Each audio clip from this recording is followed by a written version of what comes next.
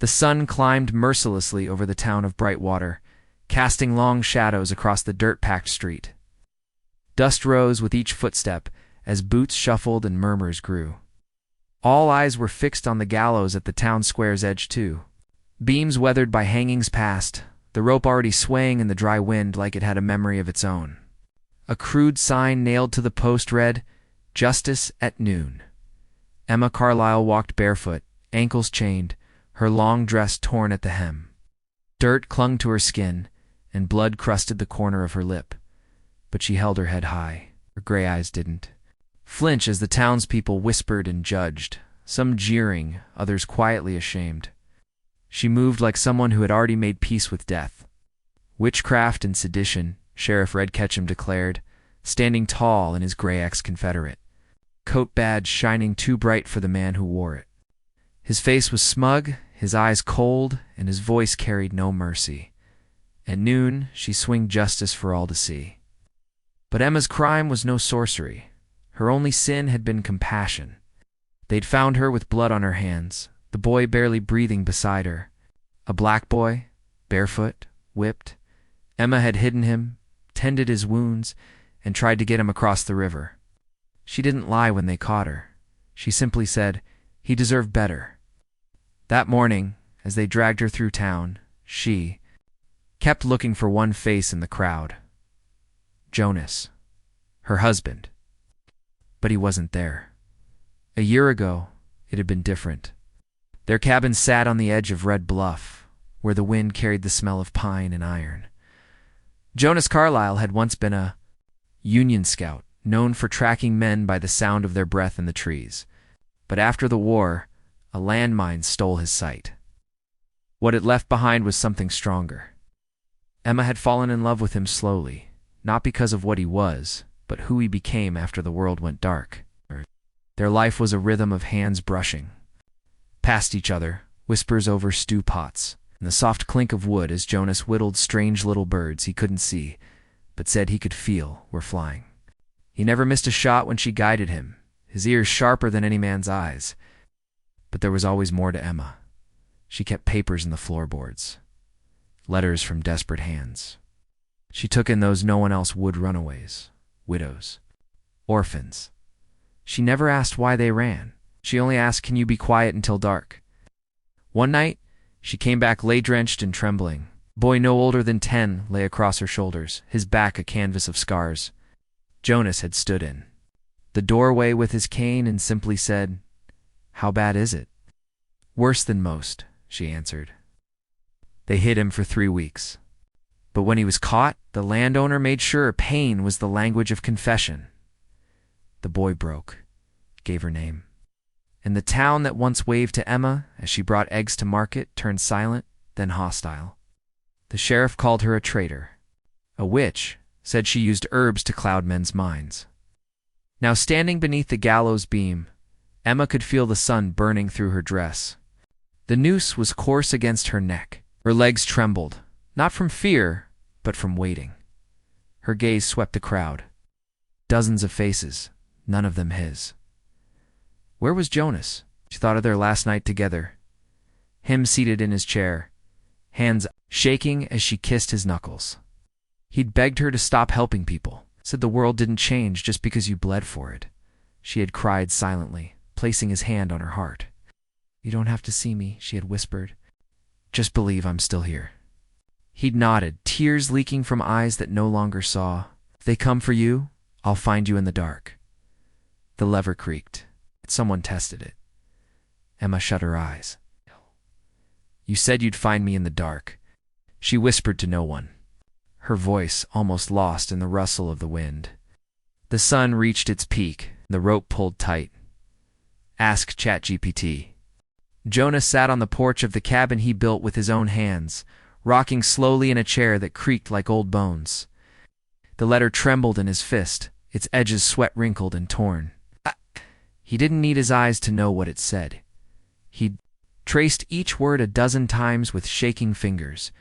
"Your wife to be hanged at high noon for crimes against the territory. You're signed, R. Ketchum." He didn't curse. He didn't scream. He just sat and listened to the dry wind moving through the pines. The distant calls of crows circling something already dead. They say, "You can't save what you can't see," he muttered to no one. His voice was low, ragged from disuse. "But I hear just fine." He stood, slowly, carefully. His cane tapped twice on the floorboards before he abandoned it. He knew every nail in that porch, every step to the tool shed that had once been his hunting den. Inside, the scent of gun oil and dry straw slapped him in the face like an old ghost. His hand moved over the wall, across rows of mounted weapons. Each lovingly placed in a spot he still remembered. He found the long rifle by touch. The one he hadn't touched since the mine exploded near his face in the red clay hills. Since the world went black. Since Emma tied bandages with her teeth and whispered, "I'll be your eyes." Jonas sat on a wooden crate and began to load. Slowly. Deliberately. Each bullet slid in like memory. His fingers didn't tremble now. They moved with the certainty of muscle and grief. When the last one clicked into place, he cradled the rifle. And stood, he turned toward the open door, the sun warming his cheek. "Hold on, Emma," he said softly. "Noon ain't struck yet." He was barely past the dry creek when he tripped over loose shale and almost landed on a rattlesnake. The rattle buzzed violently, and Jonas froze, his breath catching. A hand slapped down on his shoulder, yanking him away just as the snake lunged. The next sound was swift to knife-slicing air, then silence. "Still walking into trouble blind, old man?" a voice said, light as a bird's shadow. Jonas turned toward the sound and grinned faintly. Red Fox. The Apache youth helped him up with a steady grip. He wore buckskin and a fur-lined vest, despite the heat, eyes sharp and quiet. His face hadn't changed since they'd last spoken 2 winters ago, but something behind his gaze had hardened. "I heard they took her," Red Fox said simply. Jonas nodded, hanging her at noon. "She saved a boy. They called it witchcraft." Red Fox clicked his tongue. "These people name mercy like it's a sickness." They started walking. The trail was narrow, uneven, coiled through sandstone ridges and parched underbrush. Red Fox moved with the quiet of a panther, Jonas following by counting footsteps and listening to the brush. They said little. The silence said enough. "You know a shortcut?" Jonas asked finally. "Dead Man's Ridge," Red Fox replied. "Shave an hour if we live through it. You always as encouraging, always as honest." Jonas chuckled, but his ribs ached when he did. They made camp by a dry stream bed as the sky grew sickly orange. Red Fox cleaned his blade. Jonas sat still, listening to the wind shift like a voice that didn't know which direction to speak from. "I never thanked you," Jonas said. "For what?" "For saving me, that day at the ridge. I couldn't see, and the bullets were still flying." Red Fox shrugged. "Saved my mother before that. Now we're even. But if we take this trail tomorrow, we won't both make it back." Said nothing for a long time. Then, that wasn't the deal. I didn't make a deal. I made a choice. Dawn came with no bird song, just the roll of distant thunder. The horses were skittish. The air felt tight, charged. Jonas rode behind Red Fox, one hand on the saddle horn, the other gripping the rifle across his back. He counted each hoofbeat, like it was a ticking clock. The trail narrowed into a sandstone ledge with one false step between them and a canyon, yawning open like a swallowed scream. Jonas leaned into the horse's rhythm, trusting the beast, trusting the man guiding him. Flash of lightning cracked somewhere to the north. "How close are we?" Jonas called through the wind. Red Fox didn't turn his head. "Close enough," he said. "You listen hard, you'll hear the rope creak." Jonas felt the rifle on his back shift with each stride. He clutched the grip gently, reverently. Sky above them darkened and thunder answered from somewhere beyond the hills. He lowered his chin, bracing against the storm. The wind howled like a warning, but he didn't stop riding. Emma stood still on the gallows platform as if the boards beneath her. Boots weren't splintered and stained with other people's endings. The noose dangled beside her cheek like a silent judge. Dust swirled in the air. Time felt thick. She didn't cry. didn't blink. Just looked out over the faces below, strangers now, even the ones who used to smile at her in passing. Sheriff Red Ketchum stepped up beside her, hat tipped back, that same wicked smirk carved into his face. "Any last prayers? Which?" he said loud enough for the whole crowd to hear. Emma didn't look at him. She lifted her chin toward the sun. "I already said mine when I married a man with no eyes and more soul than this town's got in its bones." There was a pause. The preacher beside her hesitated, Bible trembling in his grip. The crowd, so quick to judge, so eager for a spectacle, suddenly seemed unsure. A few men shifted. A woman clutched her child tighter. The silence grew thick, enough to chew. The rope settled over Emma's shoulders. She didn't resist. But her breath hitched when the coarse fibers touched the skin of her throat. Her knees wobbled, not from fear but from a desperate kind of hope, trying to survive in a hopeless place. Her lips parted, a whisper barely a breath. "Please, please be coming." Up on the ridge, the dust whipped hard. Jonas knelt in. The brittle grass, one hand clutching the rifle like a lifeline, the other pressed flat to the earth. He couldn't see the town, not really, but he could feel it, the hum in the ground. The bell that began to toll, slow and heavy. He straightened, heart racing. "They're starting," he muttered. Red Fox stood nearby, watching the wind kick dust across the valley. "We're too far," he said. "You won't see her." Jonas tightened his grip. "I don't need to see, I just need to hear." He pulled the rifle from the saddlebag and dropped to one knee.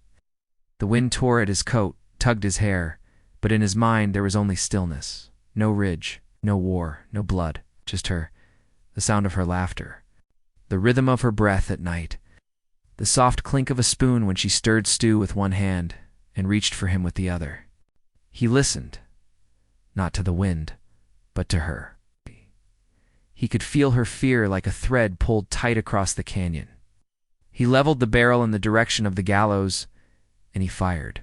"I can tell." The lever dropped. The executioner didn't hesitate. With a tug, he sent the trapdoor falling beneath Emma's feet. She dropped, and the crowd gasped. But not from the sight of a woman hanging, from the sound of a rope snapping like thunder. Crack. Emma's body hit the dirt hard, knocking the air from her lungs. She rolled over, coughing violently, her hands still bound, but her neck unbroken. She blinked against the light. The rope, frayed and whipped apart, lay beside her like a dead snake. Screams erupted. Some ran, others pointed toward the hills. A man shouted, "Sniper," and drew his pistol. Sheriff Red spun in fury, barking orders. "Find him! Find the damn shooter!" But no one saw where it came from. No one could. On the ridge, Jonas let the rifle slide from his hands. It landed softly in the grass. His shoulders slumped and he exhaled for the first time in minutes. Red Fox crouched beside him, quiet, watching him fall forward onto his knees. "That was your last bullet, wasn't it?" Jonas nodded. Tears slipped down cheeks that hadn't known salt in years.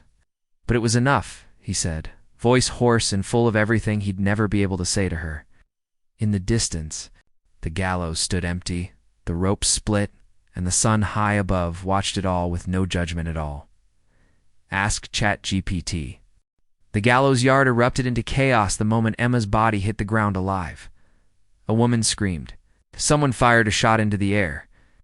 The crowd, once still with bloodlust, broke like a wave on rocks, some running, some turning on each other, many simply frozen in shock.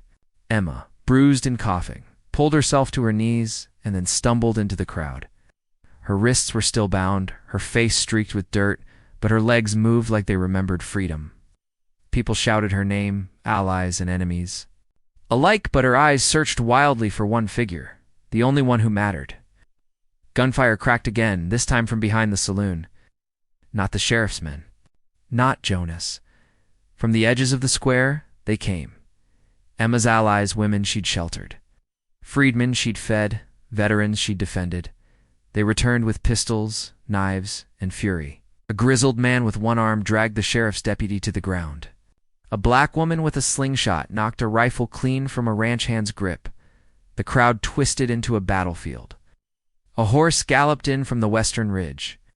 Red Fox rode fast and hard, his face streaked with blood and sweat, his voice cutting. Through the noise, "Emma," he shouted. "Emma, he's here!" She turned toward the sound like her name was oxygen. Red Fox pulled his horse up fast and jumped down. His arm outstretched toward the figure slumped over in the saddle. Jonas, head lowered, barely upright. She saw him, and her legs gave out beneath her. "He's here," she gasped through, tears hand over her heart. "He's really here." Red Fox helped Jonas down with gentle strength. Jonas's legs buckled when they hit the dirt, but Emma caught him before he fell. She dropped to her knees, arms wrapping around him with everything she had left. His fingers reached up blindly until they found her face. "I couldn't see you," Jonas whispered, his breath shaking, "but I knew where you'd be."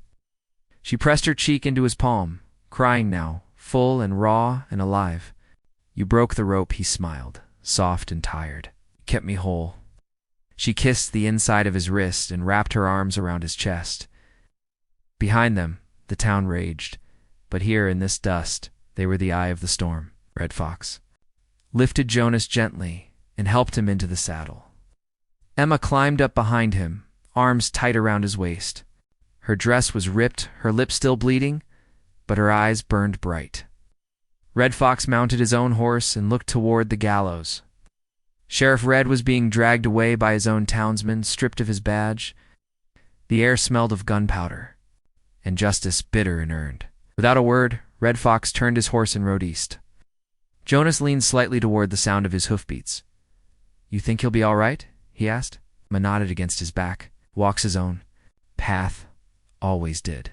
They rode away from the gallows yard, leaving behind the ghosts and the gallows, the jeering crowd and the snapping rope. The sun hung lower now, softer, casting long shadows over what was left of bright water. Emma looked back once, just once. The town faded behind dust and distance, and the road ahead stretched long and uncertain. Jonas's voice came quiet and steady. "We'll ride until the sun no longer burns and the gallows rot." Emma rested her cheek against his shoulder, and after that, he tilted his head slightly toward her, a smile touching the corner of his lips. "We'll find a place where justice ain't blind, but love is." They rode on to figures. Against a dying sun, fade out. If this story touched you, consider liking, commenting, and subscribing. What would you do if your love stood on the gallows? Let us know below. And remember, real courage doesn't always need sight, but it always finds a way. Ask ChatGPT.